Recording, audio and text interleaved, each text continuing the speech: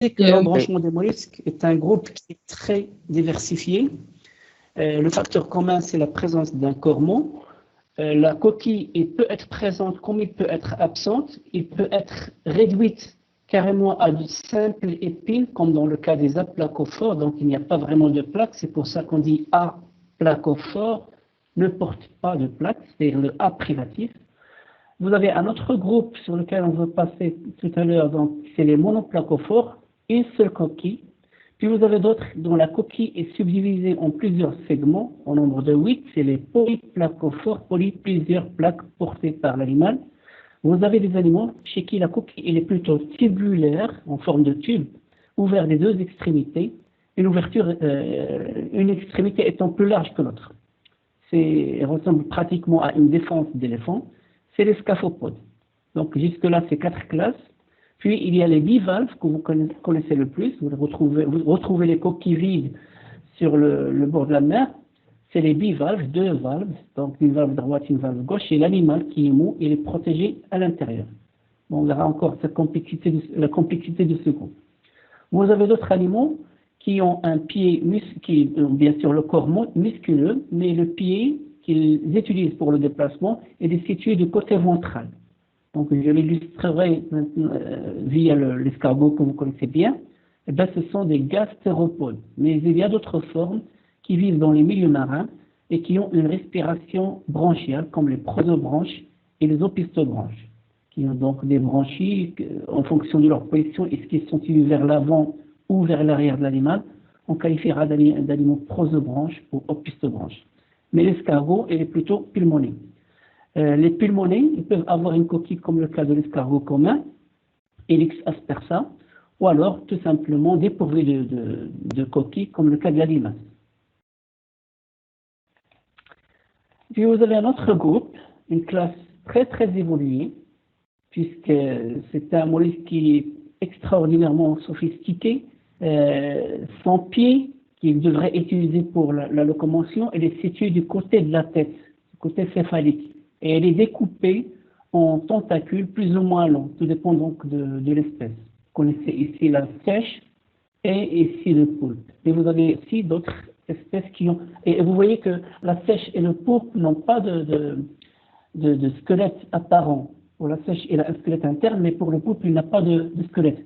En revanche, il y a des céphalopodes qui ont une coquille qui ressemble à celle d'un escargot, mais qui est un enroulement plat. Elle est enroulée dans le même plan. L'un des critères fondamentaux qui caractérisent ce groupe-là de céphalopodes, c'est la présence d'yeux très très développés. Et leur système nerveux, il va être encore plus sophistiqué. C'est des animaux très intelligents et très costauds. Oui? On est encore dans la première diapo. Oui? Oui, on est encore dans la première. On est encore dans la première diapo. C'est bloqué.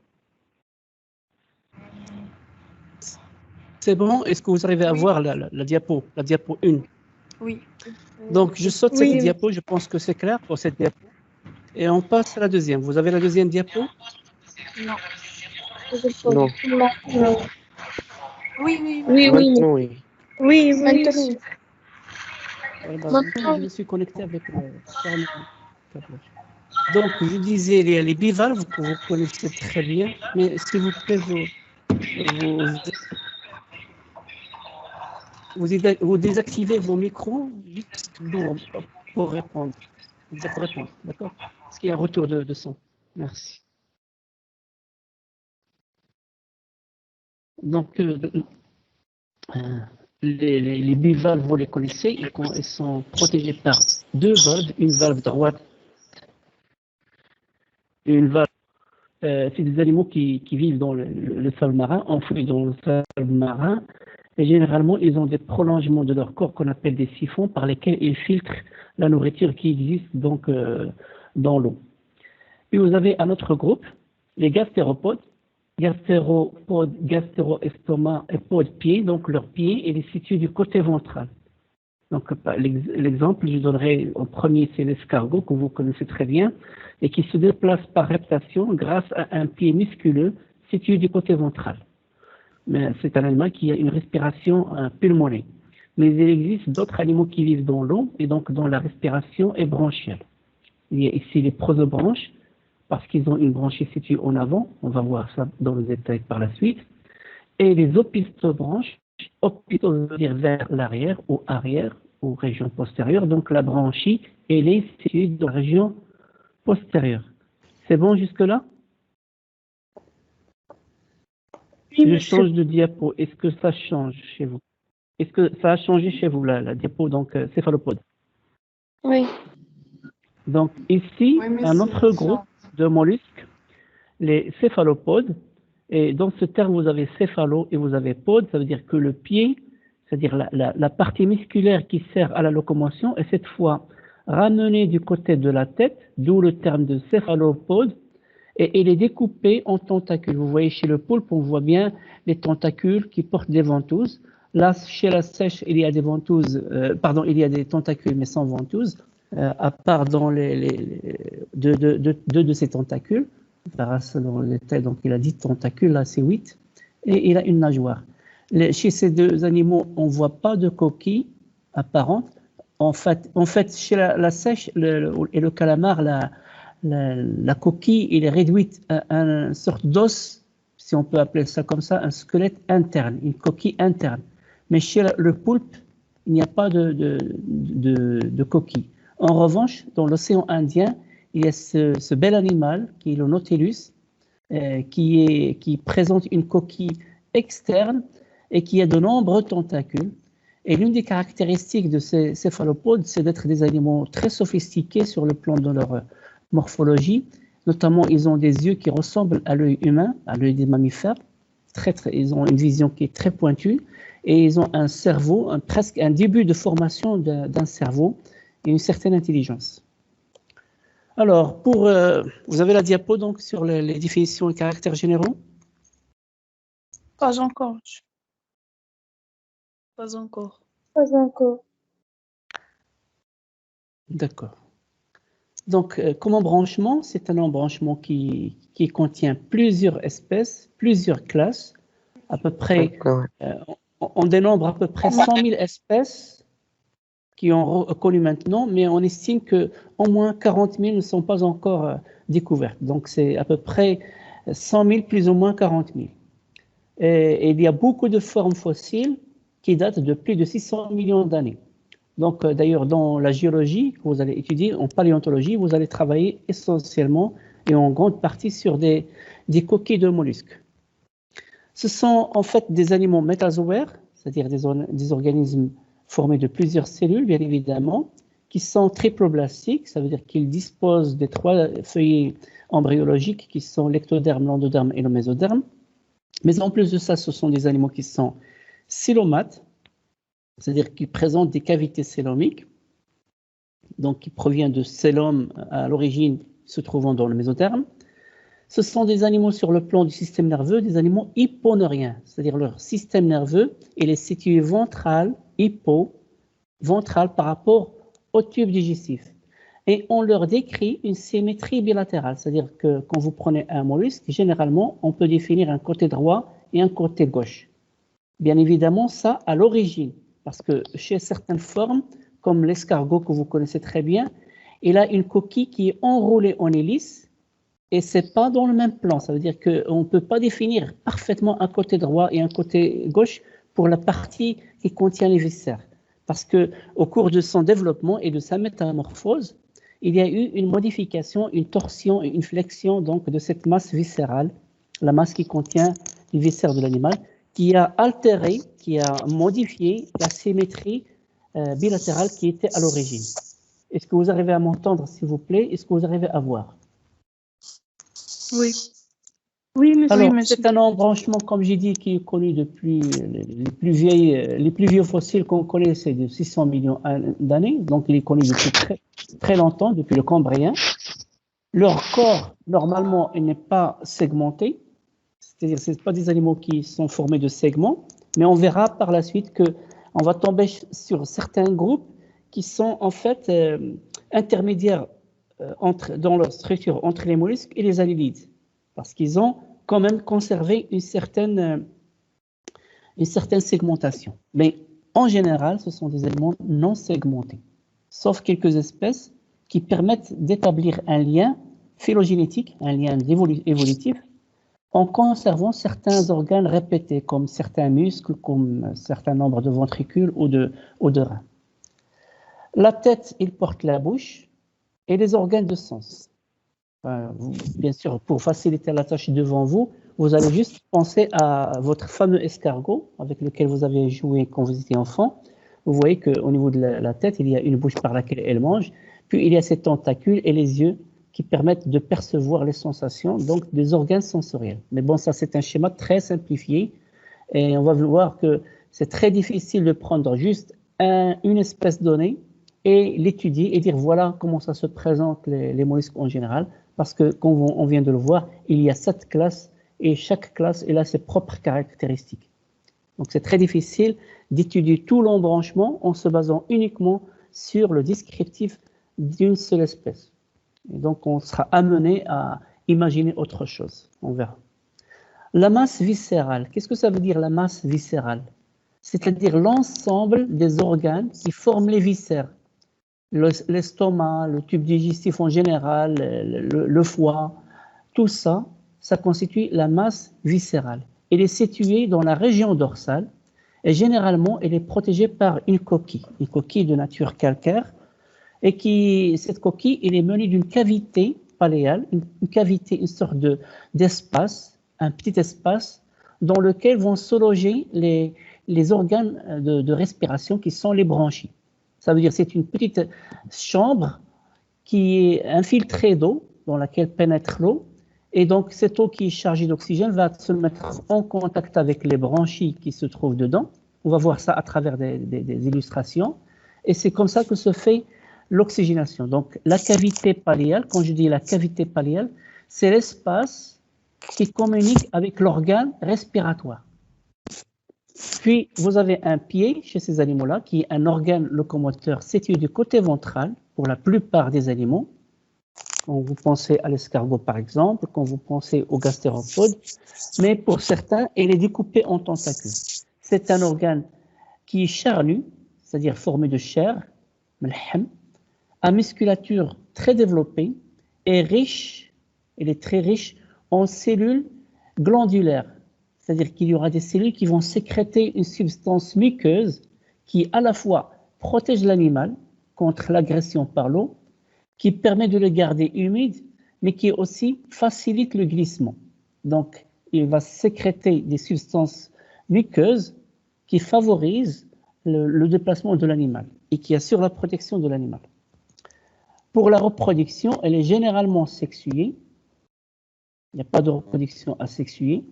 Et les sexes sont généralement séparés, même si pour vous, quand je vous dis mollusque, vous pensez à l'escargot, et malheureusement l'escargot, c'est une des rares espèces de mollusques qui est hermaphrodite. Mais les autres espèces sont tout à fait gonocoriques. Vous vous rappelez de ce terme, hermaphrodite, gonocorique. Donc, la plupart des mollusques sont des espèces qui sont gonocoriques, ce qui veut dire qu'ils ont les sexes séparés. Quelques rares cas sont hermaphrodites. La larve, elle est nageuse, elle est pélagique, et elle est ciliée, comme vous voyez ici, portée cils. Et c'est une larve donc, qui ressemble à la larve trochophore des annelides. Vous voyez, il y a une certaine ressemblance au niveau de la forme, au niveau de la ciliature. Donc, a priori, puisque la larve des annelides et la larve des mollusques se ressemblent plus ou moins, on pourrait dire qu'il y a une évolution depuis les annelides vers les mollusques.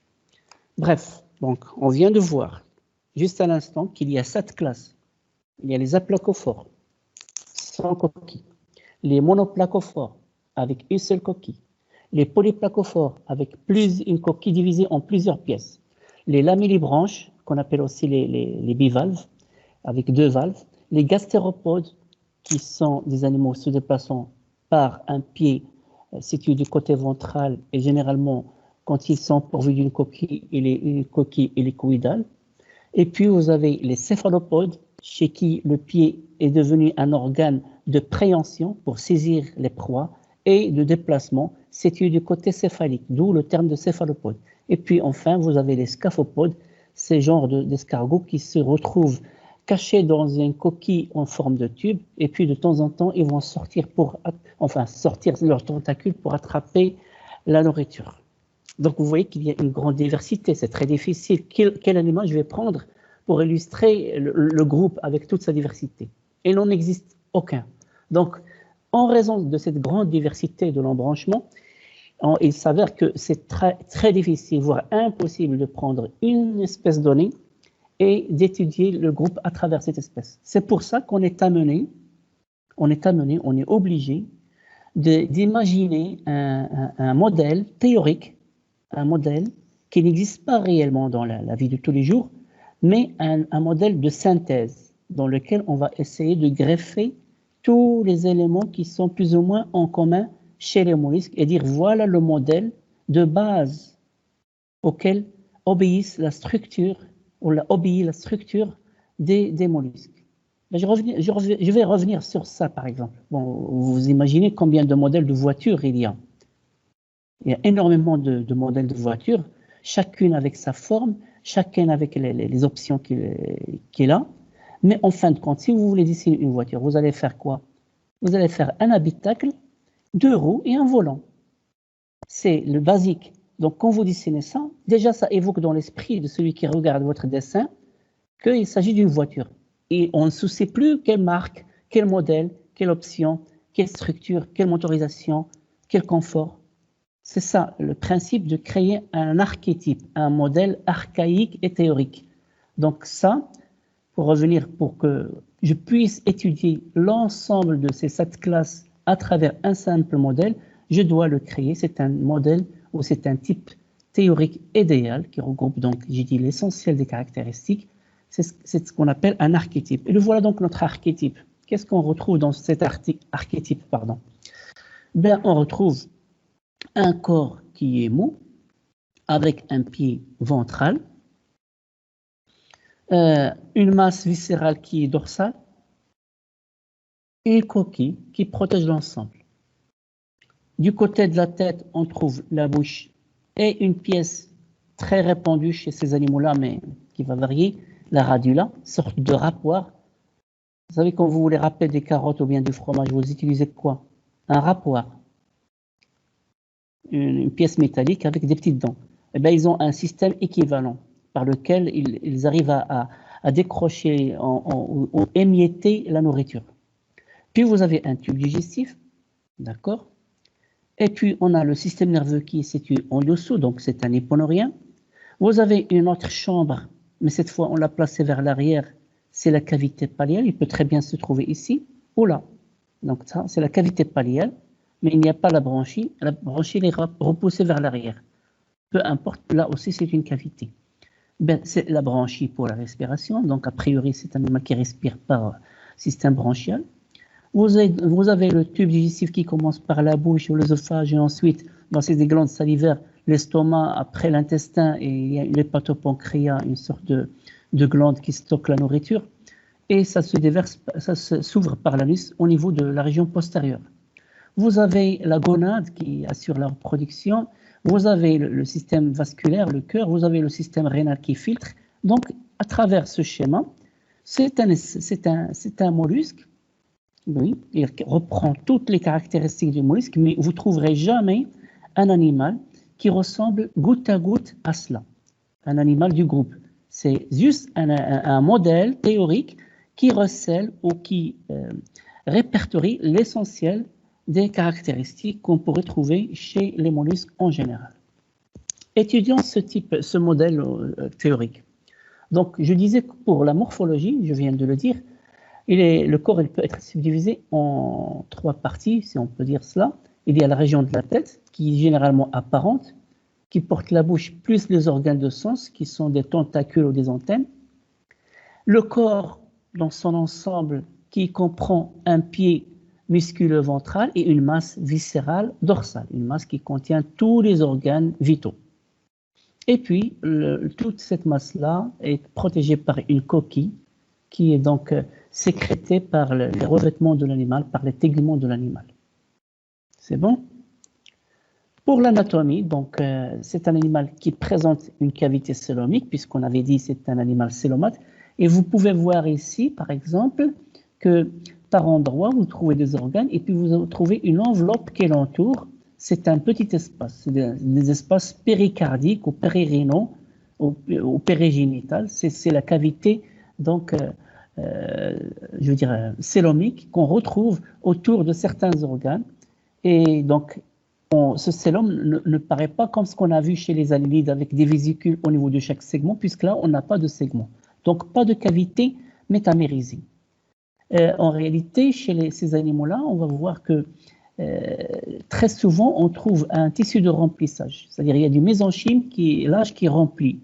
Ils ont presque perdu leur cavité célomique, bien que initialement ils l'ont. Ils ont une cavité célomique et il persiste autour de certains organes vitaux, mais il n'est pas présent dans tout le corps. Donc, c'est pour ça qu'on a dit qu'on n'a pas de cavité répétitive, métamérisée, qu'on retrouve au niveau de la tête, au niveau du reste du corps, au niveau des autres organes, mais on la retrouve par endroits. Et la plupart du temps, il a été envahi et rempli par du mésenchyme lâche. Lâche, c'est-à-dire qu'il n'est pas ferme, des cellules très, très éparpillées entre elles. Chez l'adulte, il est limité aux cavités cardiaques, ça veut dire quand vous prenez l'adulte, ben, vous ne trouverez pas beaucoup d'espace vide qui correspond au célome, juste autour du cœur par exemple, et qui va communiquer également avec la néphrédie ou le rein, donc pour évacuer les déchets vers l'extérieur. Mais chez l'embryon, on trouve quand même que cet espace est beaucoup plus volumineux. Ça veut dire que entre le stade embryonnaire ou bien larvaire et le stade adulte, il y a eu progressivement une petite métamorphose qui a fait que la plupart des cavités célomiques ont été remplies par du mésenchyme et seuls des espaces autour de certains organes vitaux comme le cœur, le rein, persistent. Le tégument, c'est un épiderme qui est en une seule couche, unistratifiée, avec à la fois des cellules à mucus, et on avait dit qu'il avait besoin de cellules à mucus pour sécréter le mucus qui aide au déplacement, mais vous savez très bien, vous avez déjà joué avec un escargot, quand vous le touchez, il se rétracte. Ça veut dire qu'à la surface de son tégument, il y a des cellules nerveuses qui sont sensibles, d'où ces cellules neuroépithéliales qui permettent une certaine sensibilité du corps de l'animal, en plus de la sensibilité des tentacules. Et puis pour le derme, la partie plus profonde, qui est en dessous de l'épiderme, eh bien, il est constitué de cellules musculaires qui sont à contraction lente. C'est pour ça que ces animaux se déplacent lentement. Et en plus de ça, ils possèdent des fibres conjonctives qui permettent à ce tissu de l'animal d'être élastique et puis lui permettent une certaine élasticité. Je vais changer de diapo. Est-ce que ça a changé? Pas encore, monsieur. Oui, maintenant, monsieur. Oui, maintenant. D'accord. Alors, ce que vous voyez ici, c'est juste le système nerveux, là, ces petites boucles et ces cordons-là, et ce qui est comme un tube, c'est le tube digestif. Donc, en fait, si je reviens vers l'arrière, ce que je représente cette structure-là par rapport au tube digestif, mais dans un module simplifié. Pour que vous compreniez la structure du système nerveux, c'est fondamental. Le système nerveux, il est très particulier. Vous arrivez à voir la diapo maintenant? Oui, monsieur. Alors, ce qui est important à garder en tête, c'est un animal qui est comment? Pour le système nerveux, il est épineurien, hyponeurien, épithéliorien. Hyponeurien. Donc, première chose, hyponeurien, pardon, donc c'est le nerveux ventral. Donc, si je dessine, par exemple là, le tube digestif, et qui va s'ouvrir par l'anus ici et là par la bouche, eh bien, l'essentiel de mon système nerveux doit se trouver en dessous. Et vous voyez qu'il y a ici une chaîne nerveuse qui est ventrale. Mais la particularité des mollusques, c'est qu'ils possèdent au niveau de la région antérieure des condensations de neurones qu'on appelle des ganglions. Et vous voyez que si je regarde ici, j'ai une petite masse ici. C'est un ganglion. Là, c'est une autre masse. C'est un autre ganglion. Et là, c'est une autre masse. Donc, ça fait 1, 2, 3 ganglions. Et vous voyez que ces ganglions sont rattachés entre eux. Ils sont rattachés par des sortes de connectifs, des prolongements qui les raccordent. Il y a une connexion là, il y a une connexion là, et il y a une connexion là. Le côté que je regarde ici, c'est le côté gauche de l'animal. La tête, elle est là, la région caudale, elle est là. La même chose se reproduit de l'autre côté. C'est pour ça que j'ai marqué juste un ganglion ici. Les autres, on les voit plus ou moins cachés. Voilà le troisième.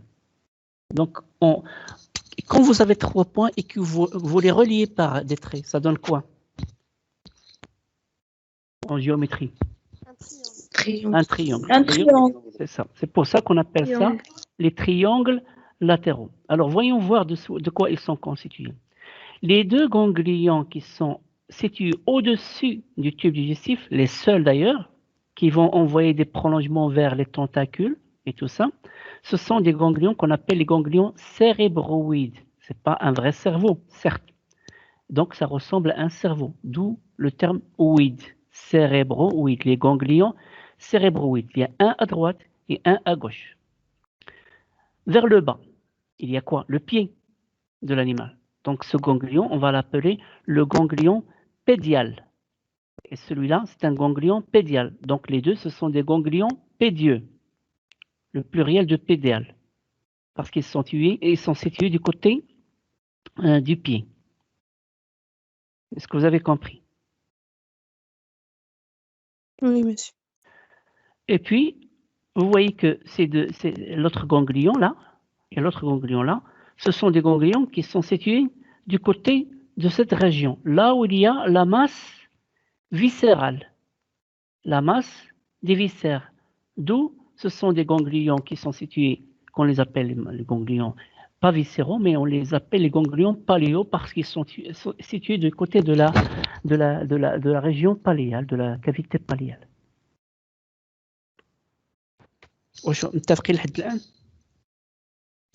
Oui, monsieur. Donc, je répète encore une fois, comme on a un système nerveux très particulier, il est toujours ventral bien sûr, mais la caractéristique fondamentale, c'est qu'il est constitué de ce qu'on appelle les triangles latéraux. Chaque triangle est formé par l'association ou bien l'interconnexion de 3 ganglions. Un ganglion cérébroïde est rattaché à un ganglion pédieux par un connectif. Eh bien, le connectif, quel nom on va lui donner? Il va donc prendre le nom des 2 ganglions qu'il connecte. Le connectif cérébro-pédial. C'est un connectif qui connecte le ganglion cérébroïde avec le ganglion pédial. Donc, c'est un connectif cérébro-pédial. Puis, vous avez un autre ganglion qu'on appelle le ganglion paléal. Et donc, le connectif qui le rattache à ce ganglion cérébroïde, c'est le connectif cérébro-paléal. Et puis, vous avez une connexion, encore une fois, entre le ganglion paléal et le ganglion pédial. Et c'est une connexion qu'on appelle le connectif paléo-pédial. Oui, monsieur. Ce même schéma que je viens de décrire ici se retrouve de l'autre côté. Mais la seule chose que vous devez donc garder en tête aussi, qui est très importante, c'est que ces ganglions ne flottent pas. Ils sont interconnectés. Les ganglions de même type, les ganglions cérébroïdes, sont connectés par ce qu'on appelle une commissure latérale ou bien une commissure cérébroïde. Les 2 termes sont valables. Une commissure latérale ou bien la commissure cérébroïde. En bas, vers le côté pédial, eh bien, les 2 ganglions pédieux, ils sont reliés entre eux aussi cette fois par une commissure pédieuse. Une commissure pédieuse. Puis après, entre les 2 qui sont les ganglions paléaux, il n'y a pas de jonction, il n'y a pas de communication. Parce qu'ils vont donner naissance chacun à une chaîne qui va se prolonger tout à fait dans la région ventrale jusqu'à l'arrière de l'animal et c'est vers l'arrière que s'établit la connexion. Pour redonner encore une jonction avec l'autre branche qui vient de ce ganglion. C'est que là, entre les ganglions cérébroïdes, il y a une connexion. Entre les ganglions pédieux, il y a une connexion. Et ça s'appelle des commissures. Donc, commissure latérale ou cérébroïde, commissure pédieuse. Mais entre les 2 ganglions paléaux, il n'y a pas de connexion, il n'y a pas de commissure. Parce qu'il se prolonge par la chaîne nerveuse ventrale, chaîne nerveuse qui va porter de temps en temps de petites agglomérations de neurones en ganglions. On appelle ça le ganglion, ou bien les ganglions intestinaux. Je m'excuse, il y a une erreur ici. Je vais sortir, corriger, puisque c'est les ganglions intestinaux. Pardon. Intestinal, c'est le pluriel. Un ganglion intestinal, des ganglions intestinaux.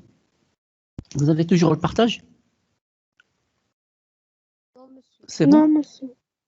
Monsieur. Non. Je refais le partage. À chaque fois que je sors pour modifier quoi que ce soit, on perd le partage. Là, c'est bon? Vous le voyez, le partage? Vous avez le partage? Oui, monsieur.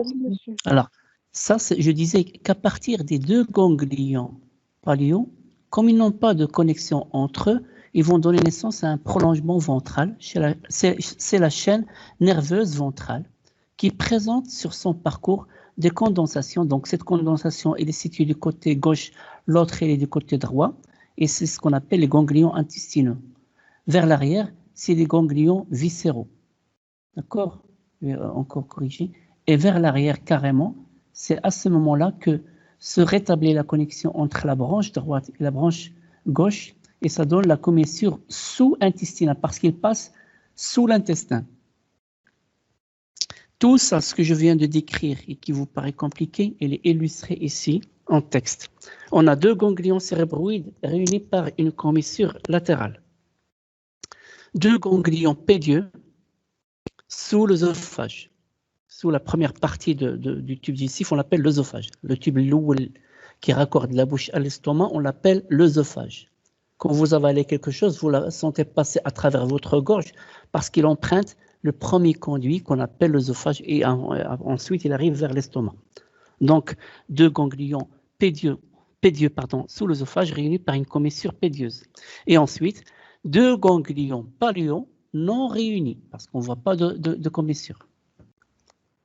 Les ganglions du même côté, c'est-à-dire ganglion cérébroïde, ganglion pallial et ganglion pédial, sont connectés deux à deux par des connectifs qui forment ainsi les triangles latéraux. Et ça, c'est une caractéristique des mollusques. Les triangles latéraux, c'est une caractéristique du système nerveux chez les mollusques. Les ganglions palliaux, dont on a dit qu'ils ne sont pas interconnectés par une commissure, envoient deux connectifs qui forment la chaîne nerveuse ventrale, portant plusieurs ganglions sur leur parcours, notamment les ganglions intestinaux, les ganglions viscéraux, et une commissure vers l'arrière qui est située sous l'intestin, d'où le terme de commissure sous-intestinale. C'est clair? Est-ce que c'est clair? Bon, quelle est l'erreur que je dois corriger ici? Là? Viscéraux et intestinaux. Très bien. Viscéraux. Donc, il corrige viscéraux, il faut je la corrige. Parce qu'avant, j'avais mis une flèche et j'ai oublié de corriger. Donc, viscéraux.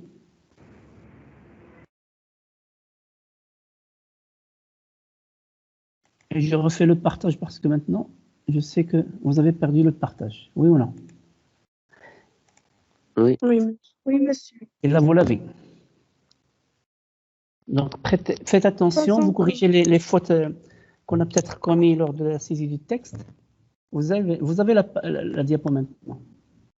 Oui. Oui, monsieur. Oui, Donc, monsieur. j'ai corrigé ici, j'ai corrigé là. Pluriel de Monsieur, intestinal. Oui. c'est quoi l'œsophage?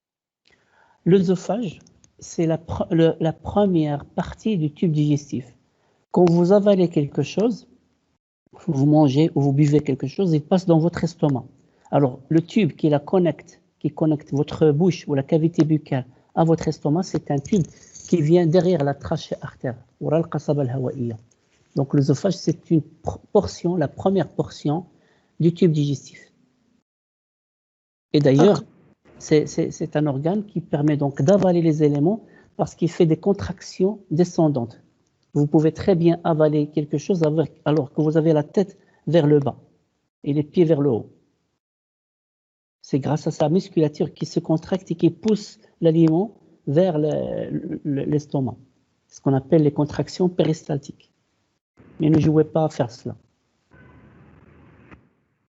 Merci, monsieur. Donc, le schéma, il est clair. Le commentaire texte, il est clair, je pense. Vous avez les terminologies qui manquent peut-être dans le texte, ils sont écrites là. Il faut que ce soit bien compris. Maintenant, pour l'appareil digestif. Donc, on vient de parler de l'appareil digestif. Ça va vous expliquer, mademoiselle, une partie de votre réponse. Donc, c'est un animal qui a un appareil digestif plus ou moins simple. La bouche, il a deux mâchoires. Une mâchoire supérieure. Je vais essayer d'activer donc le pointeur. Donc, la bouche, la voilà. Je parle toujours du prototype. Ça, c'est un type qui n'existe pas. C'est un schéma. Bon, ça ressemble un peu plus à l'escargot, peut-être, mais bon, c'est un schéma. Ça, c'est la mâchoire supérieure. Elle est dite inerme. Ça veut dire quoi, inerme? Non armé. Ça veut dire quoi, non armé? Ça veut dire qu'il ne porte pas de dents. Il est lisse. En revanche, la mâchoire inférieure, elle est armée. Il est armé d'une radula, une sorte de langue en nombreuses petites dents. Je vous ai parlé quand vous faites une pizza et que vous râpez du fromage dessus, ou alors quand vous râpez des carottes, vous utilisez un ustensile de cuisine qui a des sortes de dents métalliques. Eh bien, c'est la même chose. C'est un animal qui a une radula, qui a des dents de ce type-là et qui racle la nourriture pour l'émietter, la découper en petites miettes. Donc, cette bouche, donc la nourriture qui a été avalée ici, elle va être conduite vers cet estomac via ce premier tube qu'on appelle l'œsophage. Donc, vous avez votre réponse, mademoiselle. Et latéralement, vous avez des glandes qui sécrètent de la salive et qui vont donc sécréter la salive dans ces conduits pour permettre le glissement de la nourriture et la digestion. C'est les glandes salivaires, le rodad lu'abiyya. L'estomac assure la digestion. Les éléments digérés vont passer. C'est une digestion, à votre avis, qui est intracellulaire ou extracellulaire? Extracellulaire. Très bien, c'est un animal qui a quand même un tube digestif évolué, donc il a la capacité de sécréter des enzymes. Voilà, et des cavités. Donc la nourriture entre dans la cavité, digérée par les cellules, absorbée au niveau de la paroi de l'intestin. Et les nutriments vont être stockés dans cette glande qu'on appelle l'hépatopancréas et qui n'a pas vraiment de rôle dans la digestion.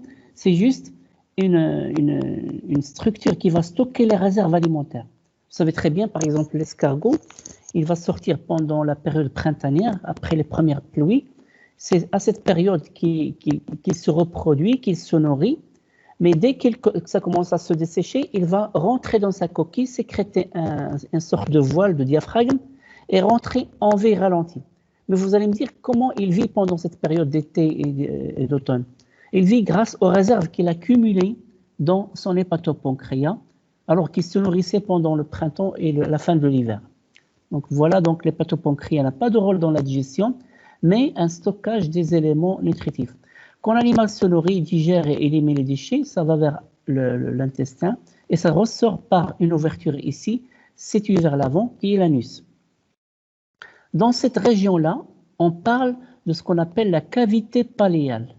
La cavité paléale, j'ai dit, c'est l'espace dans lequel vont déboucher un certain nombre de conduits, notamment l'orifice anal, qui est le conduit extrême du tube digestif, l'orifice de la glande génitale, vous voyez ici c'est le rein par exemple, il va libérer les déchets liquides, les urines. Il y a aussi la glande qui peut assurer la pente par là. Et il y a aussi le cœur, oui, bon, il y a des vaisseaux qui parcourent l'animal, il faut que ça soit irrigué par le sang. Mais vous avez ici un cœur qui est caractérisé par la présence ici, chez cet animal-là, de ce qu'on appelle un manteau. L'animal, en fait, toute cette masse viscérale, elle est enveloppée d'une sorte de drap, un drap fin, ce qu'on appelle le manteau, et qui est parcouru par des vaisseaux essentiellement au niveau de cette région-là. Et pour les animaux qu'on qualifie de pulmonés, en réalité, ils n'ont pas de vrais poumons. Ils ont juste ce manteau qui est très vascularisé et qui va absorber l'oxygène dissous dans l'air et comme ça va passer dans le sang. Mais si je ôte cette partie et que je la remplace par une branchie, ça va être le même système pour les animaux qui sont aquatiques. C'est-à-dire qu'il y aura un cœur qui est directement rattaché cette fois, non à un manteau, mais à une branchie qui assure l'absorption de l'oxygène dissous dans l'eau de mer, ou dans l'eau en général, même dans l'eau douce, parce qu'il y a des espèces qui sont d'eau douce. Mais généralement, ce n'est pas des animaux qui ont des branchies. Bon. Donc, j'ai parlé de la bouche, des mâchoires, de la présence de dents chitineuses au niveau de la radula, de la glande salivaire ou des glandes salivaires qui sécrètent donc des sucs digestifs au niveau de la cavité buccale, de l'estomac qui assure la digestion, de l'intestin qui donc se connecte à l'hépatopancréas et qui évacue les déchets via l'ouverture anale qui se situe au niveau de la cavité palaire. La glande hépatopancréatique ne joue pas un rôle important dans la digestion et sert seulement pour le stockage, comme je dis, n'a pas de rôle dans la sécrétion des enzymes, mais plutôt dans l'accumulation des réserves. Vous avez la diapo suivante?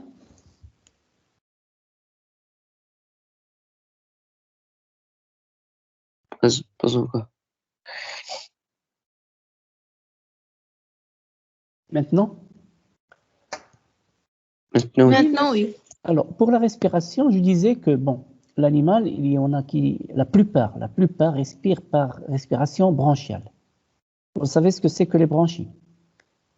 J'avais dit l'autre jour, quand vous achetez du poisson, pour vérifier qu'il est frais, bien sûr, vous ne faites pas ça, c'est vos mamans, parce qu'ils ont l'habitude de se faire ça.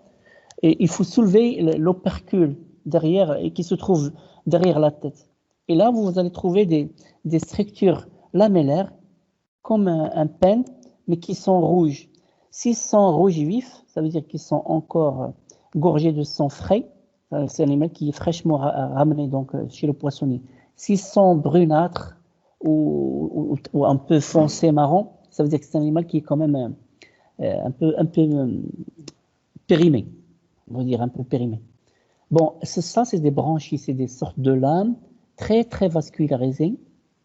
C'est un tégument très vascularisé, très fin, à l'épiderme, un épithélium très fin, et qui flotte dans l'eau, qui est toujours en contact avec l'eau. Et bien évidemment, l'eau, l'oxygène, qui est dissous dans l'eau, va pénétrer par différentes pressions. Donc, il va hématoser, il va s'accrocher au pigment respiratoire chez l'animal, et comme ça, on a la respiration. Sur cette diapo, vous voyez l'emplacement donc de la branchie dans la cavité paléale, ici, qui est postérieure. Et si on analyse sur coupe histologique, vous voyez que c'est effectivement des sortes de petits prolongements tegumentaires qui sont à plusieurs des verticules et qui sont remplis de pigments respiratoires ou de sang. Voilà donc des sections de vaisseaux. Donc l'oxygène, l'eau, les espaces que vous avez blancs ici, les espaces blancs ici, c'est là où se met l'eau de mer. Et le tissu respiratoire qui est la branchie, ça ce sont des lames respiratoires. Tout ça c'est une branchie, mais qui est constituée de plusieurs lames. Vous avez, quand vous vous peignez la tête avec un peigne droit, eh ben c'est exactement ça. Il y a une tige et sur cette tige se connectent des petites lames. Donc, la respiration, comme j'ai dit, elle peut être branchielle dans la plupart des cas. Donc, on a deux branchies dans la cavité palaire. Le manteau, parfois, comme j'ai dit, quand vous avez un animal qui possède un manteau, il participe à la respiration grâce à sa forte vascularisation. Et on vient de voir chez l'escargot de tout à l'heure ou chez l'animal de tout à l'heure la présence de ce manteau qui est connecté au cœur. Il n'y a pas de vrai pigment respiratoire. Chez nous, quel est le pigment respiratoire chez l'homme par lequel on respire? Dans les hématies, qu'est-ce qu'il y a comme pigment respiratoire? Non, le pigment. L'hémoglobine. Très bien, l'hémoglobine, c'est un pigment respiratoire. C'est une protéine qui est associée au fer et qui a la capacité de fixer une grande quantité d'oxygène. Donc, ses performances de transfert d'oxygène et de gaz en général, ils sont très élevées. En revanche, chez les mollusques, il n'y a pas de vrai pigment. Le pigment qu'ils ont, c'est l'hémocyanine. L'hémocyanine. La cyanine, elle est bleue. C'est un pigment légèrement bleuâtre. Et donc ici, ce pigment-là, il fixe beaucoup moins bien l'oxygène. C'est pour ça que ce sont des animaux qui se déplacent très souvent pour changer de lieu. Comme ça, ils puisent tout l'oxygène qu'ils trouvent à chaque fois qu'ils rencontrent un milieu riche en oxygène. Très rapidement, l'appareil circulatoire, donc le cœur, il est constitué d'un ventricule et 2 oreillettes et un vaisseau dorsal. Le vaisseau dorsal envoie l'oxygène, le sang vers l'oreillette et l'oreillette vers le ventricule et ainsi c'est une circulation close. L'appareil génital, il se différencie sur la paroi célomique, comme on a vu chez certains annélides, les polychètes, c'est-à-dire qu'il n'y a pas vraiment de voie génitale sophistiquée, sauf que chez les mollusques, l'escargot par exemple, on faisait très bien un TP de biologie animale avant, on disséquait l'appareil génital et il avait un appareil génital très très complexe, très très important à étudier. Malheureusement, on ne fait plus ce TP parce que les TP ils ont été réduits, mais c'est un TP qui montrait la sophistication donc de cet appareil génital. Mais en général, il y a des formes qui n'ont que des glandes qui s'associent à la paroi célomique, ce qui les rapproche à peu près des annélides. Donc, la paroi célomique, c'est cette splanchnople, et s'accroche dessus un ensemble de cellules qui vont donc donner la gonade, et puis il y a des voies génitales qui vont transporter les gamètes vers l'extérieur. Sur cette photo, par exemple, c'est une illustration très simple, on voit la coquille du prototype, la masse viscérale, le pied, la bouche, le tube digestif qui évacue par l'anus, le système nerveux, bon, représenté juste par 2 traits pour dire qu'il est ventral, et puis vous avez ici, par exemple, la glande digestive qui est associée au tube digestif. Vous avez, par exemple, là, la gonade qui n'a pas, il n'y a pas de légende, ça c'est la gonade qui est accrochée à la partie célomique, donc à la partie donc de la membrane célomique. La reproduction et le développement, donc comme j'ai dit au départ, ce sont des animaux qui sont gonochoriques, c'est-à-dire qu'il y a le mâle à part et la femelle à part, les sexes sont séparés, mais il existe aussi quelques espèces hermaphrodites comme l'escargot commun. La segmentation est exactement du même type que la segmentation chez les annélides, c'est une segmentation spirale.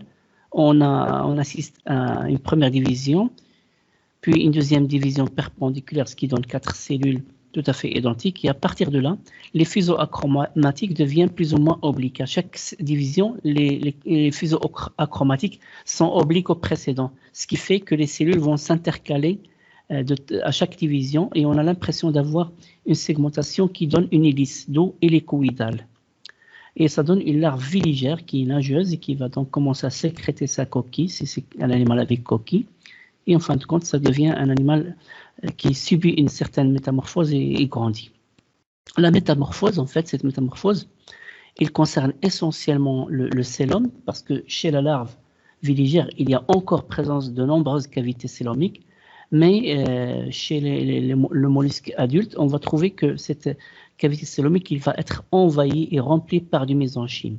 Et ça, c'est une caractéristique des mollusques qui sont, au départ, ce sont des animaux célomates. En revanche, vous vous rappelez que la métamorphose de la larve trochophore des annélides en annélide adulte s'accompagne d'un creusement de cavité. Donc, c'est ce qui différencie les mollusques des annélides. Donc, chez chez les mollusques, il y a un remplissage progressif de la cavité célomique par du mésenchyme, alors que chez les annélides, il y avait un creusement de la cavité célomique. Vous vous rappelez un petit peu l'élongation de la larve trochophore et le creusement de la cavité célomique progressivement? Eh bien, c'est l'inverse chez les mollusques. C'est bon? Je passe à la suivante. Oui, oui. Bon, j'entre directement maintenant à la systématique pour vous présenter très brièvement les caractéristiques des différentes classes qu'on a vues au départ. Donc, on a fini avec les trucs en commun. On a vu un petit peu la complexité du système nerveux. On avait quelques propriétés donc, des autres appareils. Ben, pour les aplacophores, vous voyez ici sur cette photo, je vais essayer de faire un zoom. Vous voyez l'animal, il est presque en forme de verre. Il peut être plus ou moins long, ramassé ou non, mais vous voyez qu'il n'a pas de coquille. Ce qu'on voit, c'est juste des sortes d'épines, on dirait des cristaux de verre fins. Donc la coquille, elle est réduite à de simples petites épines portées par l'animal. D'où l'absence de coquille. Donc, il ne porte pas de coquille et c'est pour ça qu'on parle d'aplacophore. Donc, c'est un animal qui est aplacophore. Il est vermiforme, c'est-à-dire qu'il a la forme d'un ver, sans tête apparente, parce qu'on ne voit pas vraiment la tête, il n'est pas très différencié. En fait, là, voilà la tête, mais il n'y a pas de véritable tête, comme on a décrit au départ, avec des tentacules et tout ça, parce que c'est un animal qui est assez primitif. Sans tête apparente, il a une symétrie bilatérale, tout à fait. Il n'y a pas de flexion, de torsion, il n'est pas entortillé ou enroulé en hélice. Ils vivent tous dans le milieu marin, donc ils sont tous marins et ils sont primitifs, ils sont conservés. C'est-à-dire que les premières formes qu'on peut retrouver comme fossiles, ils ressemblent à peu près aux espèces qu'on a actuellement. Donc ils sont conservés dans leur évolution. Pas de coquilles, mais de petites spécules microscopiques de nature calcaire qui donc s'érigent sur le manteau de l'animal. Et ça, c'est le genre Pronomia. Pour les polyplacophores, donc c'est juste une présentation que je fais. Ce sont donc des animaux dont la coquille il est donc divisée en plusieurs petites pièces. Ici, chez le chiton, ou bien le chiton, on dit le chiton aussi, c'est 1, 2, 3, 4, 5, 6, 7 et 8 plaques. Alors, ces 8 plaques, qu'est-ce qu'ils permettent à l'animal? C'est comme si, lorsqu'il veut se protéger, il fait que s'enrouler. Et toute la partie qui est fragile, qui est charnue, se trouve protégée par cette coquille qui devient plus ou moins une boule. Est-ce que vous connaissez un animal qui fait cet aspect-là et qui est terrestre et qui n'a rien à voir avec les mollusques? Oui, monsieur, il y en a. Oui. Mais je Donc, sais pas. d'accord. Quand vous vous amusez à nettoyer le dessous d'un arbre ou le sol, vous remuez un petit peu le sol, vous trouvez que sous les feuilles, il y avait des petits animaux de couleur marron foncé qui, dès que vous les touchez, ils s'enroulent sur eux-mêmes. Ça donne presque de petites perles ou de petites billes. Ça, ce sont des crustacés. C'est des crustacés, c'est les seuls crustacés terrestres. Ils ont des pieds de la même taille, ce qu'on appelle les isopodes. En dialecte marocain, on dit hmir jidda. Mais ça, c'est un animal qui est d'un autre groupe, le groupe du crustacé. C'est juste pour vous montrer l'aspect que adopte cet animal, la mollusque, quand il se replie sur lui-même. C'est grâce, il adopte la même forme que cet animal donc terrestre qui est donc l'isopode. C'est grâce à ces pièces articulées de la coquille. Donc, ils sont connus depuis le Silurien. Ils sont marins. Ils vivent dans les zones où il y a des rochers, sur les rochers littorales. Ils ont eux aussi une symétrie bilatérale parce qu'on peut faire passer un plan de symétrie comme ça, qui définit côté droit, côté gauche. Ils sont aplatis dorso-ventralement, ce qu'on voit ici, la coquille qui est dorsale. Et ils sont aplatis de l'autre côté aussi, qui est ventrale.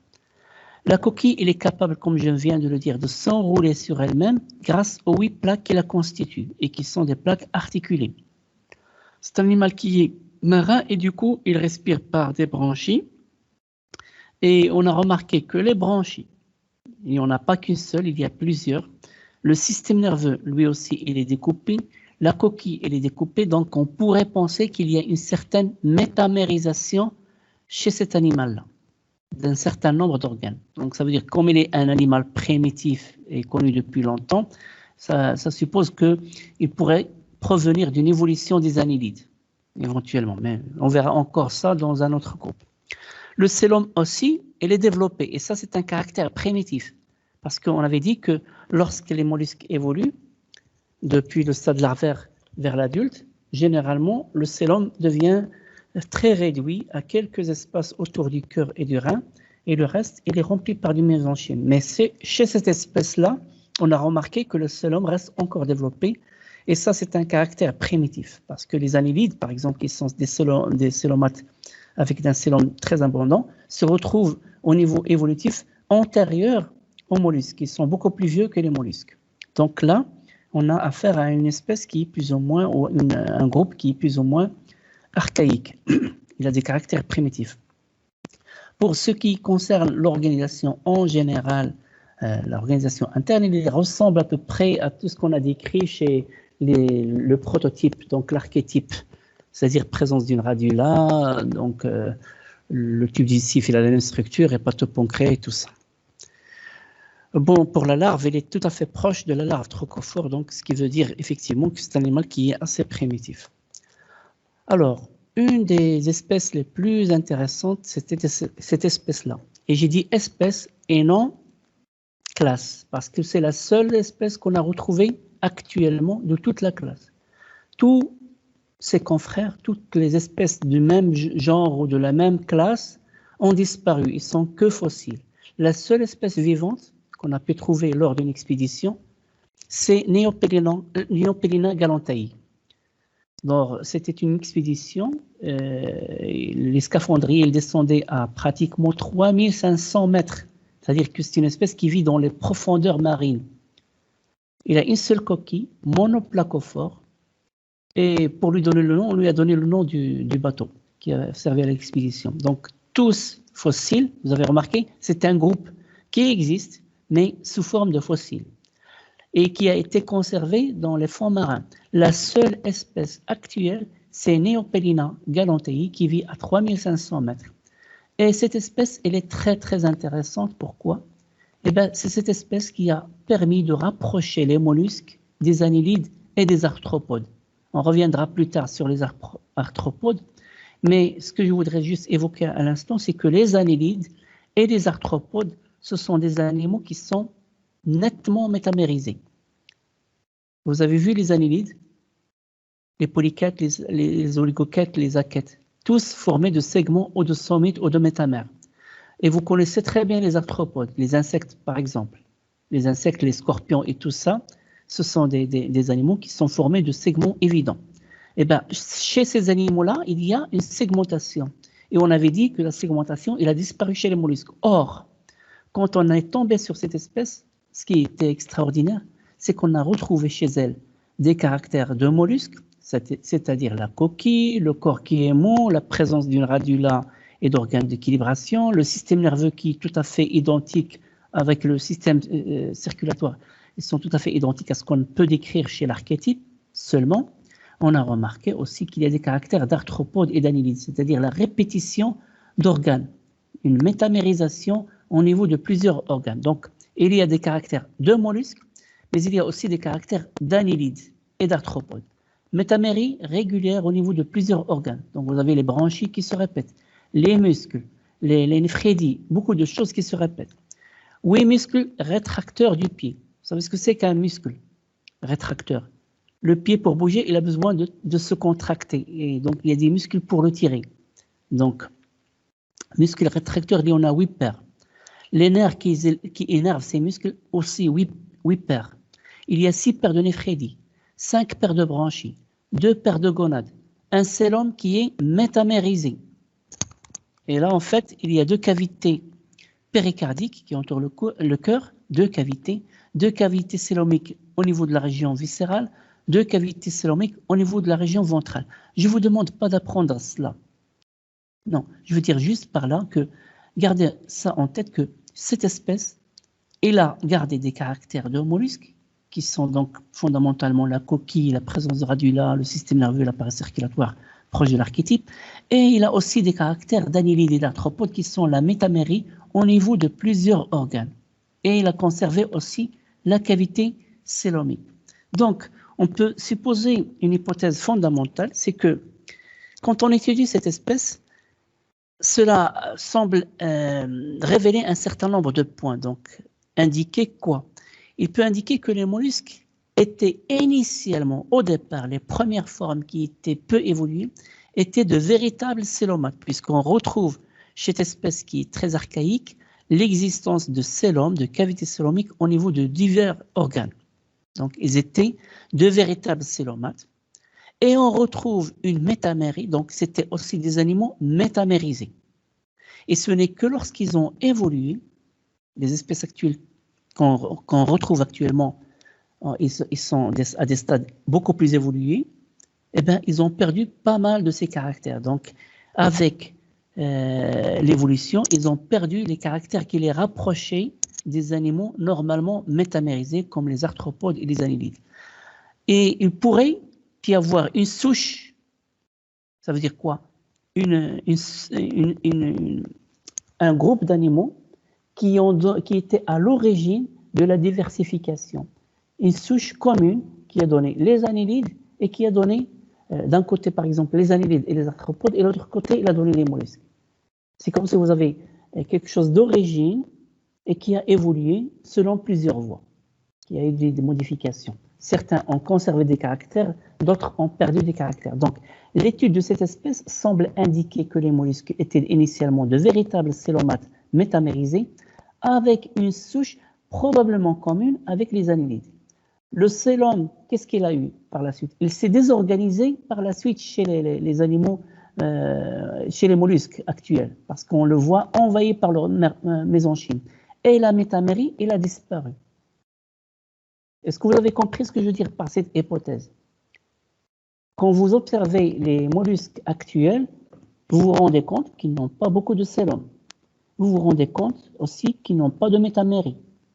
Mais quand vous tombez un jour sur une espèce comme celle-là, qui est effectivement un mollusque, parce qu'il a tous les caractères d'un mollusque, mais ce qui est bizarre, c'est qu'il a beaucoup de caractères qui la rapprochent des annélides et des arthropodes, c'est la métamérie. Vous vous dites, eh ben, un jour, peut-être, il y a des millions d'années, il y avait sûrement quelques espèces qui étaient donc l'origine qui a donné la naissance à la fois aux annélides, et après, ils ont évolué aussi pour donner les mollusques. Puisque cette espèce-là qu'on vient de trouver, il regroupe à peu près les caractéristiques des uns et des autres. Mais ça, c'est juste, bien sûr, une hypothèse qu'il faudrait vérifier, mais qui pourrait être plausible aussi. C'est bon? Oui, monsieur. Oui, monsieur. À quelle heure on arrête?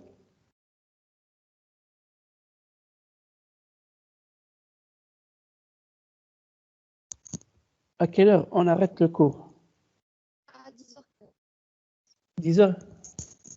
15? À 10h15. Bon, je vais essayer 10 heures. d'évoluer sur ça. On a pris du retard dans le lancement du cours. Donc, je n'ai pas fait ce que je devais faire, mais bon, je vais faire de mon mieux. La classe des lamellibranches. Quand vous avez ce terme lamellibranche, je parle des bivalves. Et pourquoi? Bon, on ne parle pas de... Bon, on peut dire la classe des bivalves, certes. Mais on s'est soucié plus des branchies, parce que leurs branchies sont un peu particulières. Ils sont lamellaires. Ils sont formés de lamelles. Vous vous rappelez quand je vous ai parlé du pin, ils sont formés de lamelles, et ça, c'est une caractéristique propre et qui va marquer un petit peu la distinction de ce groupe-là. En plus, bien sûr, de l'existence de valves. Donc, pour les caractéristiques générales de cette classe, ce sont des animaux bivalves, constitués donc de deux coquilles, une droite et une gauche, pas forcément symétriques. On peut trouver des animaux, des lamellibranches avec deux valves identiques, d'autres avec des valves asymétriques totalement. Ils sont acéphales, ils n'ont pas de région céphalique bien distincte. Et ils ont une symétrie conservée, une symétrie bilatérale conservée. Ils sont aplatis transversalement. Ça veut dire quoi? Est-ce que nous, on est aplati transversalement ou bien dorso-ventralement? Dorso-ventral. Et si on était aplati transversalement, on serait comme un poisson normal, d'accord? C'est ça transversalement parce que un poisson, par exemple, vous prenez par exemple n'importe quel poisson, un requin ou un petit poisson comme la sardine, il est aplati transversalement. Mais quand vous prenez de la sole, elle est aplatie, pardon, je dis transversalement. Mais quand vous prenez une sole, la sole elle est aplatie dorso-ventralement. Donc, ils sont aplatis transversalement. Donc, on a une coquille du côté droit, une coquille du côté gauche. Ok. La masse viscérale, c'est-à-dire la masse qui contient tous les viscères, il est enveloppé par un manteau. Eh bien, ce manteau, il va constituer un lobe situé du côté droit et un lobe situé du côté gauche. C'est comme un manteau chez vous. Quand vous prenez un manteau, il a deux éventails, un côté droit et un côté gauche. Et bien, c'est ce manteau-là. Le côté droit va sécréter la valve droite, le côté gauche va sécréter, pardon, qu'est-ce que je dis? Le côté droit va sécréter la valve droite et le côté gauche va sécréter la valve gauche. Il n'y a pas de radula. C'est une particularité. Ils ont perdu la radula parce que leur régime alimentaire n'est pas un régime qui se base sur la fragmentation d'alimentation. Ils ne mangent pas, ils ne fragmentent pas leur alimentation. Ils doivent déjà prendre de l'alimentation sous forme de particules fines. Donc c'est un régime de filtration, un régime microphage. Ils se nourrissent de substances qui se trouvent dans l'eau, de petites particules fines, du zooplancton, des algues, et tout ce qui circule dans l'eau. On parle de régime microphage. Il y a des espèces qui sont fixées, d'autres qui s'enfouissent dans le sol. Et pourquoi on a insisté sur classe des lamellibranches? Lamellibranches, parce que justement leur classification, il va se baser sur la structure de la branche, mais aussi de la coquille, mais aussi du muscle adducteur. Ce sont des critères fondamentaux. Mais la branchie, elle est très particulière parce qu'il a un système lamellaire que je décrirai par la suite. Alors, dans cette classification, j'ai dit qu'il y a 3 critères fondamentaux. La branchie, comment il est structuré. Voilà, vous voyez ici en blanc, je ne sais pas si vous arrivez à voir. Ça, c'est la branchie, mais quand on la voit beaucoup plus de près, on voit sa structure. Il y a la coquille, et vous verrez qu'à travers votre TP de géologie et de paléontologie, vous allez vous baser surtout sur l'étude des coquilles parce que c'est les parties qui restent dans les fossiles. La partie charnue, tout ce qui est donc masse viscérale, tout ça, ils disparaissent, mais la coquille persiste. Et à travers la coquille, on peut dégager un certain nombre de caractères relatifs à la dentition, relatifs aux empreintes des muscles et tout ça. Et puis, la trace laissée par les muscles, ce que vous voyez comme tâche ici, c'est juste l'empreinte des muscles. Là, c'est l'empreinte des muscles qui existait chez l'animal vivant. Et il y en a ici et il y en a sur l'autre coquille. Bon, ça, c'est une coquille du côté gauche. Il y a une coquille du côté droit qui a la même empreinte. Et quand l'animal veut refermer ces 2 coquilles pour disparaître dans la coquille, se protéger, il va tirer sur ces muscles qui se contractent. Et comme ils sont intimement attachés à la coquille, eh bien, la coquille, les 2 valves de la coquille se ferment. Donc, je reprends cette petite partie de la diapo. La classification, c'est-à-dire comment on va subdiviser la classe des lamellibranches en sous-classes et en ordre, c'est sur la base de critères qui sont liés à la coquille, liés à la structure de la branchie, liés aux muscles adducteurs et empreintes qu'elle laisse. Alors, parlons un petit peu de la coquille. Ici, vous avez un schéma qui vous montre un petit peu l'essentiel de ce qu'on peut observer sur une coquille. Donc ici, c'est ce qu'on appelle le crochet, la partie qui est enflée. Donc ce que je vois ici, en réalité, c'est la face interne d'une coquille. Vous êtes bien d'accord avec moi? Je suis en train de regarder une coquille de l'intérieur. De l'extérieur, il peut être lisse, il peut être ornementé, il peut être avec des motifs, des couleurs, on s'en fout.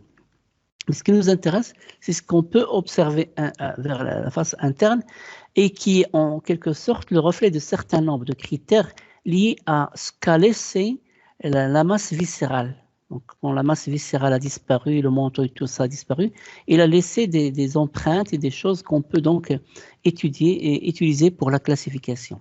Commençons par cette partie de l'apex. Bon, c'est la partie qui est la plus dure, en fait. Toute la coquille elle est dure, mais c'est la partie la plus volumineuse qui se trouve du côté haut. Ça, si je dessine un trait comme ça, si je rabaisse une projection orthogonale comme ça, je définis quoi? Une région située de ce côté-là, une région de ce côté-là. Laquelle est la plus importante? Celle qui est à ma droite ou celle qui est à gauche? À gauche. Droite. Quelle est la plus importante en termes de proportion? Eh bien, celle qui est à droite marque la région postérieure, mais ce n'est pas suffisant. Pas suffisant, c'est un critère important, mais on peut encore le repérer par la présence de cette empreinte. Vous voyez cette empreinte, comment elle est par rapport à celle-là? Ça, c'est l'empreinte des muscles adducteurs. Cette empreinte, elle est plus petite ou plus grande que celle-là? Plus grand. Plus Alors, grande. quand on a une empreinte qui est très grande, généralement, c'est l'empreinte du muscle adducteur postérieur. Donc, quand on a deux empreintes et que l'une est plus grande que l'autre, sachez que celle qui est la plus grande, elle est située du côté postérieur. Donc, puisque je suis en train de regarder la face interne et que la tache la plus grande se trouve vers ce côté-là, donc ce côté-là, il est postérieur. Est-ce que cette coquille, c'est une coquille droite ou une coquille gauche?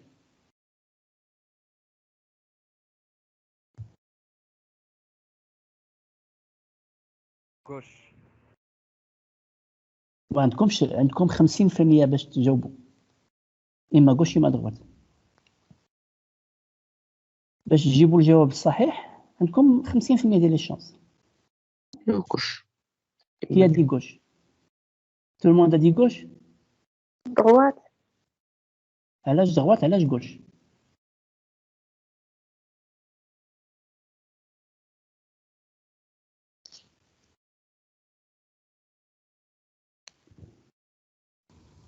Les deux sont importants. شنو هما les deux importants? Si on a le côté postérieur, il est grand par rapport à côté intérieur. Voilà, ça, on le sait déjà sur cette lame. Et ce schéma-là illustre quoi? Une valve droite ou une valve gauche? Puisque vous avez ici le muscle adducteur postérieur. Et on est en train de voir la face interne de la coquille.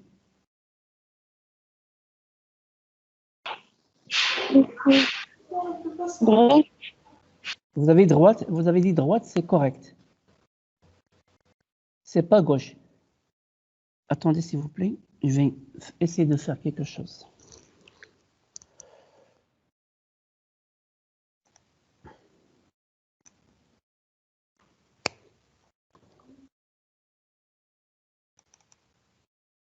Si vous désactivez, Farid, votre caméra s'il vous plaît, Marine.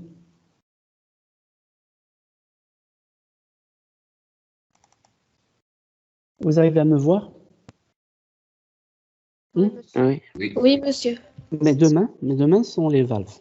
On va dire là où il y a mes doigts, là où il y a les doigts, c'est la région postérieure. Là où l'extrémité de mes doigts, c'est la région postérieure. Qu'est-ce que j'ai fait maintenant? J'ai retiré une valve. Ça, c'est une valve. D'accord? Le muscle adducteur, elle est là. Donc, regardez, ça, c'est l'animal qui s'ouvre de cette façon-là. OK? Ça, c'est la charnière. En haut. Donc, quand je retire cette valve, c'est laquelle? Celle-là. C'est laquelle? Postérieur. Non. Mais C'est qui la je valve valve postérieure? Valve droite ou valve gauche? Droit. Ça, Valve c'est droite. gauche. La côté postérieur, la côté. Ça, c'est la valve droite ou bien gauche? Monsieur, c'est la valve gauche. Très bien. Donc, je la retire. Et j'ai un muscle adducteur postérieur ici. Et un muscle adducteur antérieur ici. Donc, ça, c'est la valve. La valve Droite. Très bien. Donc, c'est la valve droite. Et c'est pour ça que quand je retire, et vous voyez que le muscle adducteur postérieur, elle est là, ça veut dire que ça, c'est la valve droite. Maintenant, si je fais la même chose de l'autre côté, et vous voyez ici un muscle adducteur ici et un muscle adducteur ici. Et ça, plus volumineux que ça. Ça veut dire que c'est quelle valve? Ah ouais. Gauche. Gauche. Valve gauche. Gauche.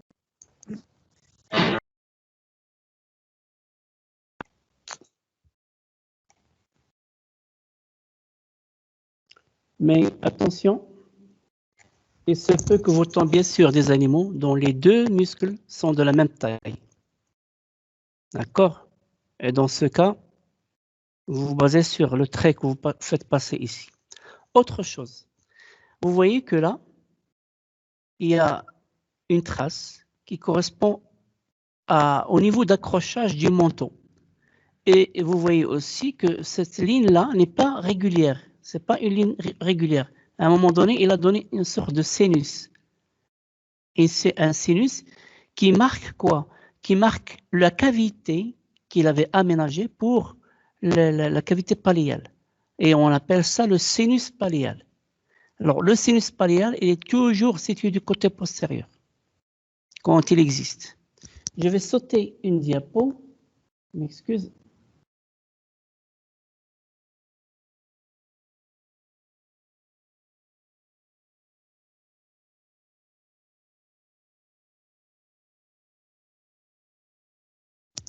Vous êtes avec moi? Vous arrivez à voir la diapo? Vous voyez cette diapo? Lisez-moi un cas. Qu'est-ce qui est écrit en haut? Ordre des E, la millibranche. Oui? Est-ce que vous avez cette diapo? E, l'ordre des E, la millibranche. Oui, monsieur. Je voudrais juste vous montrer une chose. Je voudrais montrer une chose. Eh bien, sur cette coquille-là, je vais mettre le pointeur comme ça, on sera tranquille. Sur cette coquille-là, vous voyez la trace d'un muscle qui est volumineux. C'est le muscle adducteur antérieur ou postérieur? Postérieur. Très bien. Et vous voyez un muscle petit, c'est l'antérieur. Et vous voyez en plus un sinus. Le sinus, il est situé, c'est une curvature. Cette ligne est régulière. Cette ligne qui est là marque le sinus qui est postérieur. Donc, on est dans la région postérieure. Donc, on oublie le trait, mais on s'intéresse à ce critère-là. Présence de sinus, présence d'un muscle volumineux. Et ça, c'est donc la région postérieure. En revanche, vous pouvez très bien tomber sur des cas comme ça. Les deux muscles sont identiques. Et donc, vous faites passer votre trait et vous voyez que ça, c'est la région postérieure, ça, c'est la région antérieure. On reviendra donc sur ça plus tard. Je continue donc les caractères donc, de la coquille. C'est très important. On examine bien évidemment la trace des muscles, la trace laissée par le menton, mais aussi, très très important, la charnière. Qu'est-ce que c'est que la charnière? Eh bien, c'est ce plateau, un plateau dans lequel on va trouver les dents, des petits renflements, comme des dents, et des petites fossettes. C'est ce qui permet l'engrenage d'une coquille par rapport à l'autre.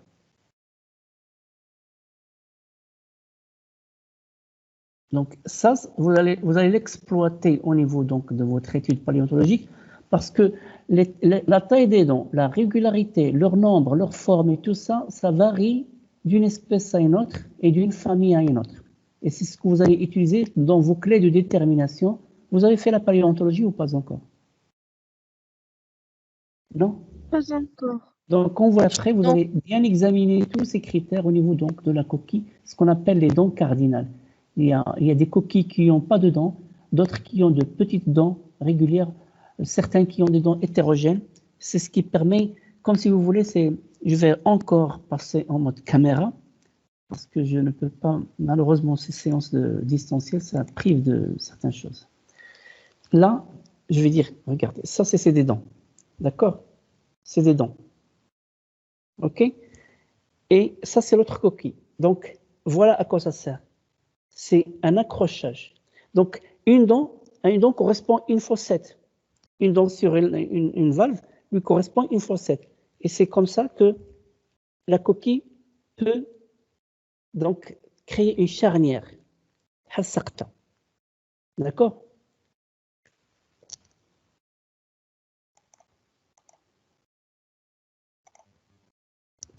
La structure de la branchie, il me reste 5 minutes, la structure de la branchie est très importante. J'ai dit que la branchie, c'est quoi? C'est une structure qui permet la respiration. Vous avez toujours la diapo. Et comment elle est structurée en fait? Il y a un axe, une tige, une sorte de tige squelettique qu'on appelle un axe branchial. Et sur cette tige se tissent des filaments en forme de V. Chaque filament, il est bipecténique. 1, 2. Donc, les filaments, ça c'est la tige. Et sur cette tige s'insèrent des filaments, un là et l'autre là. Un là et l'autre là. Un là et l'autre là. Et tous les filaments qui sont situés d'un côté s'interconnectent entre eux pour créer une sorte de lame. C'est une lame branchiale. L'autre côté aussi, c'est une autre lame. Donc, les filaments respiratoires, c'est ça les filaments respiratoires, vous avez ici, parce que pourquoi on les appelle des filaments respiratoires? Parce que ce sont des filaments de tissu très vascularisés. Donc, du coup, le sang qui circule dedans et qui est très abondant va être en contact avec l'eau, il va absorber l'oxygène. Ces filaments respiratoires s'organisent selon un axe qu'on appelle l'axe branchial, sous forme de penne.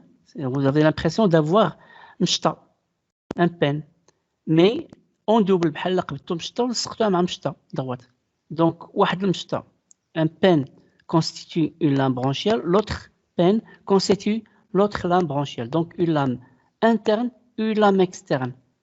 Par rapport, bien sûr, à l'animal. Interne à l'animal, ça veut dire situé du côté de la masse viscérale, et externe, situé du côté de la coquille. Ça, c'est très important. Les muscles, on avait parlé de la taille des muscles. Donc, ces muscles adducteurs, ils ont pour rôle principal donc, de fermer la coquille quand ils tirent l'une l'autre. Donc, ça va rapprocher les deux coquilles. Et généralement, le muscle postérieur, il est plus volumineux, plus développé que le muscle antérieur. On parle d'hétéromières. S'ils sont égaux, on parle d'homomières, homo, identiques. Eh bien, l'ordre des protobranches, premier ordre. Vous avez ici un certain nombre d'illustrations de coquilles. Ce que vous avez ici, sur ce schéma, vous savez ce que c'est? On a pris une valve, enfin une coquille fermée, et on l'a coupée transversalement. Ça veut dire que là, c'est l'apex, ça c'est une coquille, et ça c'est une autre coquille. Je ne peux pas dire laquelle est la droite et laquelle est la gauche dans ce cas-là, parce que c'est juste une coupe transversale. Oui, je fais une coupe comme ça. Je vais mettre le pointeur, comme ça vous allez voir. Vous prenez une scie et vous coupez comme ça. Quand vous coupez comme ça, vous coupez par exemple les deux. Bon, ici j'ai des coquilles vides, mais imaginons que j'ai un animal vivant. Un animal vivant, puis je l'ai fixé avec du formol, je l'ai tué, je l'ai fixé avec du formol, et j'ai fait une coupe comme ça. Ce que je peux observer, c'est les coquilles. Voilà une coquille, voilà une autre coquille, et là c'est la charnière, le point de contact. Puis la masse viscérale, c'est tout ça, donc ça c'est la partie qui contient les viscères, et ça c'est la cavité palliale, une à droite, une à gauche. Et c'est au niveau de la cavité palliale que je vais trouver les lames branchiales. Mais là, je ne vois que, bien sûr, en un point donné, je ne vois qu'un filament, mais ça définit la lame qui est située du côté de l'animal, côté interne, donc c'est la lame interne, et ça c'est situé vers l'extérieur, c'est la lame externe. C'est comme si j'ai fait une coupe de ça. Alors, pour l'ordre des protobranches, ici on va trouver trois ordres. Proto, premier animaux à respiration branchiale. Bon, ils ont des filaments simples. C'est pas très compliqué. Donc, une lame directe, un autre filament direct. La branchie est formée de deux rangées de filaments. Ce que vous avez ici, c'est une rangée qui va vers l'arrière. L'autre, celle-là, c'est vers l'arrière. Donc, ça fait en quelque sorte le penne dont je vous ai parlé, l'autre penne, soudé au niveau de cette région-là. Les filaments sont simples, ça veut dire qu'il n'y a pas de repli. Ils sont droits et bipecténés, comme une épine à deux extrémités. On dirait une épine avec une et deux extrémités. Bipecténés sur l'axe branchial. Je vais finir cette diapo et je vous laisse. D'accord? La charnière qui est ici, de la coquille, il ne présente pas de dents, généralement, ou bien de tout petites dents, comme vous pouvez voir ici sur cette diapo-là. Vous voyez, de petites fossettes, ça veut dire que sur l'autre, il y a de petites dents. Et parfois, il n'y a pas de dents. C'est un groupe qui est très peu évolué, donc il est un peu ancien, connu depuis le Cambrien, et représenté actuellement par une seule famille, la famille donc des Nuculidés, avec le genre Nucula. Je ferai les autres la prochaine fois parce que bon, on avait perdu un peu de temps. J'avais souhaité finir tout ce chapitre aujourd'hui, mais bon, c'est pas grave. C'est bon pour le moment? Oui, monsieur. Que vous arrivez à suivre sans problème? Oui. Oui.